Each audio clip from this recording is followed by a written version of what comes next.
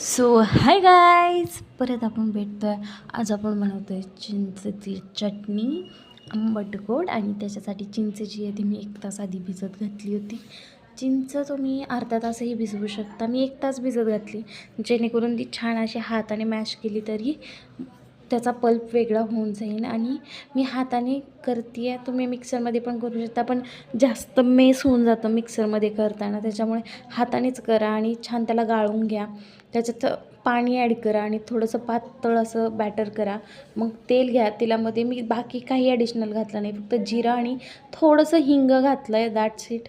आणि हिंग जास्त झालं तर मग थोडं काढलंही आहे. गॅस बंद केला होता कारण की खूप जास्त तेल तापलं होतं. त्याच्यामध्ये लाल मिरची पावडर, हळद आणि ब्लॅक पेपर पावडर टाकली आणि त्याला छान असं मिक्स केलं आहे. गॅस बंद असतानाच मी त्याच्यात चिंचेचं पाणी ॲड केलं आहे आणि त्याला छान असं उकळून दिलं. एक उकळी आली की त्याच्यामध्ये आपल्याला गूळ घालायचा आहे. गूळ घातला की त्याला छान असा आटू द्यायचं आहे. आणि जोपर्यंत आपली चटणी ही एकदम अशी गाढी होत नाही किंवा थोडीशी अशी घट्ट होत नाही, दिसत नाही, तोपर्यंत आपण त्याला छान असं उकळू द्यायचं. त्यात थोडंसं मीठ घालायचं आणि परत त्याला उकळून द्यायचं.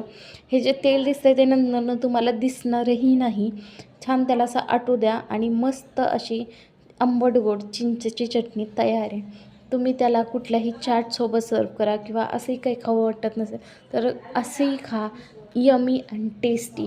नक्की बनवा आणि कमेंटमध्ये मला सांगा की कशी म्हटली.